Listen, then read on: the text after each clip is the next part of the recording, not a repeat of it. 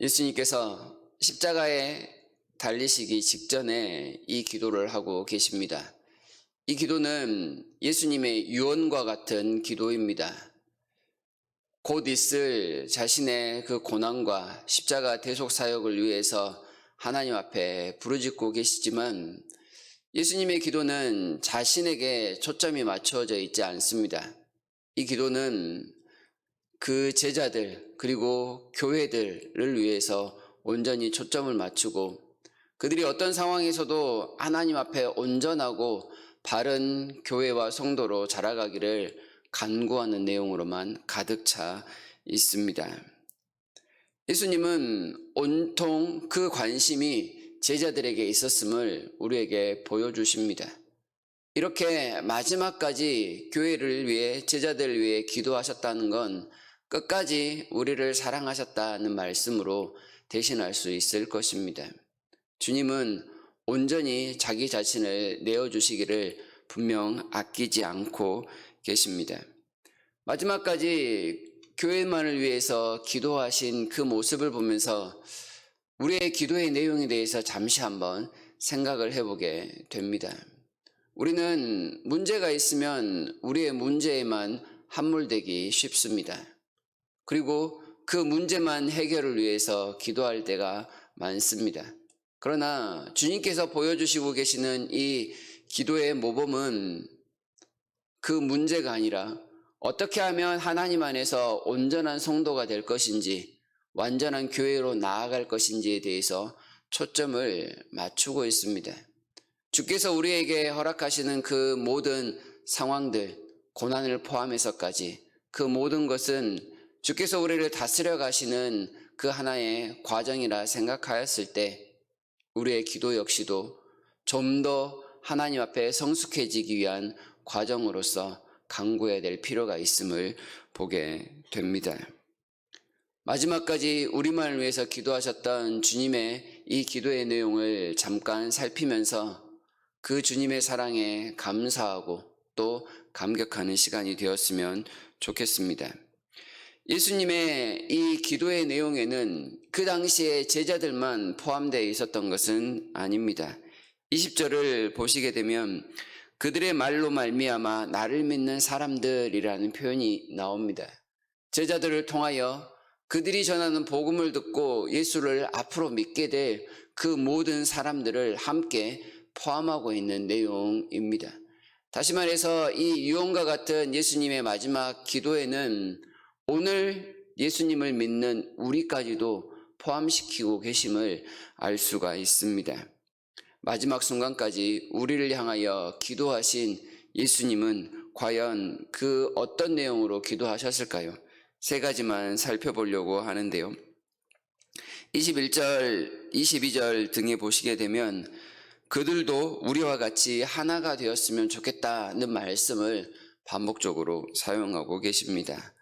곧 예수님은 성도와 그리고 교회가 하나 되도록 연합하기를 위해서 기도하고 계십니다.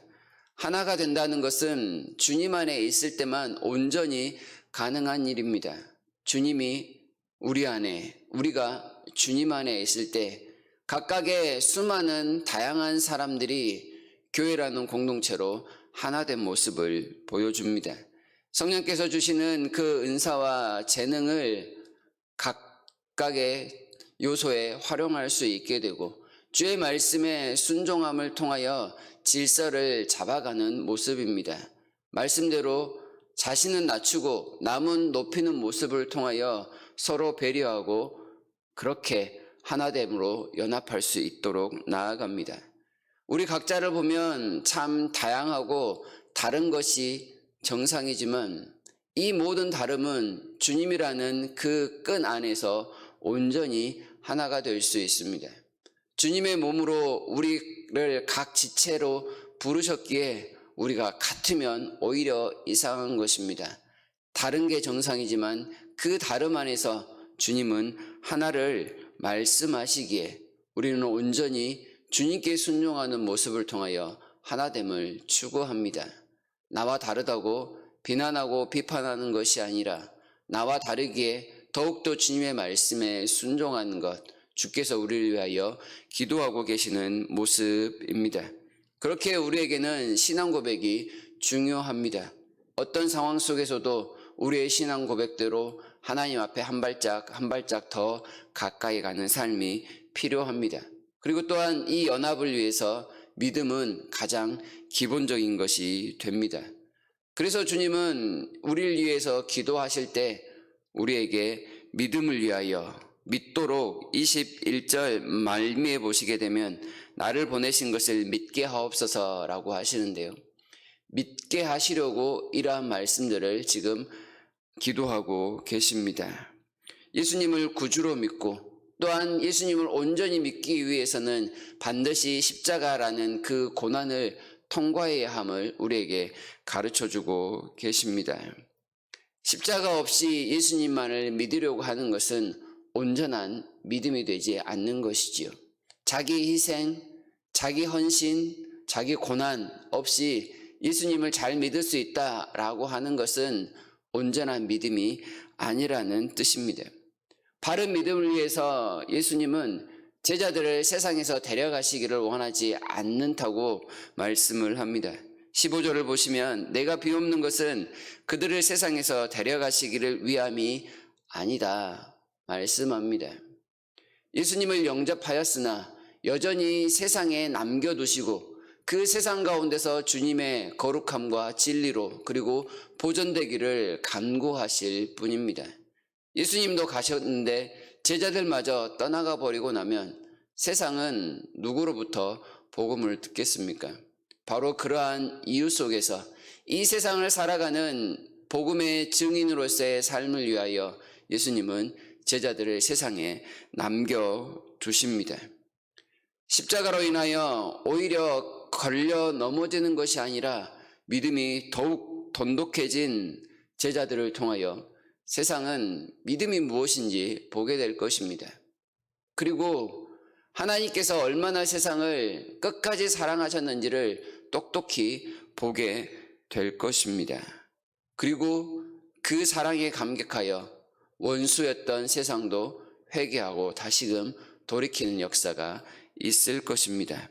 23절에서 아버지께서 나를 사랑하심 같이 그들도 사랑하신 것을 세상으로 알게 하려 함이로소이다 분명하게 말씀하시면서 이 사랑을 세상에 전파하는 것, 그것을 믿게 하는 것이 주님의 목적입니다.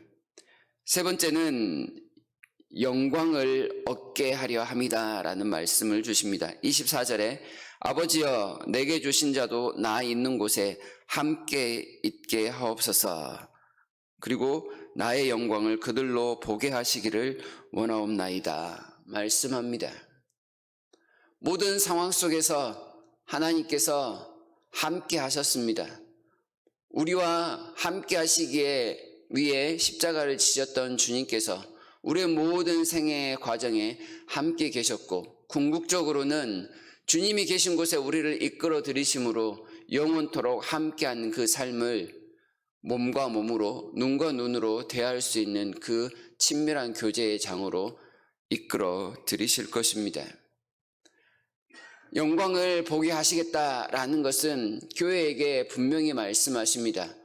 교회가 반드시 승리한다는 것입니다. 사망이 생명을 어찌할 수 없고 어둠이 빛을 삼키지 못하는 것처럼 교회는 반드시 주님과 함께 영광을 얻을 것이기에 주의 말씀으로 순종하며 나아올 것을 우리에게 강조하며 가르치고 계십니다. 주님의 마지막 기도가 과연 이러한 것입니다. 악으로부터 보존되기를 위하는 기도. 우리가 주님 안에서 좀 더 온전함으로 살아가기 위한 기도. 이 기도가 가장 완벽한 기도입니다. 이 주님의 마지막 기도를 보면서 우리가 힘써야 될 것은 보다 더 나은 성도다움을 위하여 수고하며 우리의 기도의 제목을 조금씩 바꾸어가는 것일 것입니다. 주님께서 분명히 우리에게 영광을 나타내실 것을 믿기에 현재의 고난이라 할지라도 믿음으로 감내할 수 있는 용기와 담대함이 필요할 것입니다. 그리고 세상을 살아가는 복음의 증인으로서 넉넉히 모든 상황을 감당할 수 있도록 기도함이 마땅하겠습니다. 이 새벽에 우리의 기도 제목을 잠시 내려놓고 주님을 닮고 주님이 원하시는 모습으로 나아가기를 간구하시면서 또한 그러한 기도의 응답을 경험하시는 모두가 되기를 진심으로 바랍니다.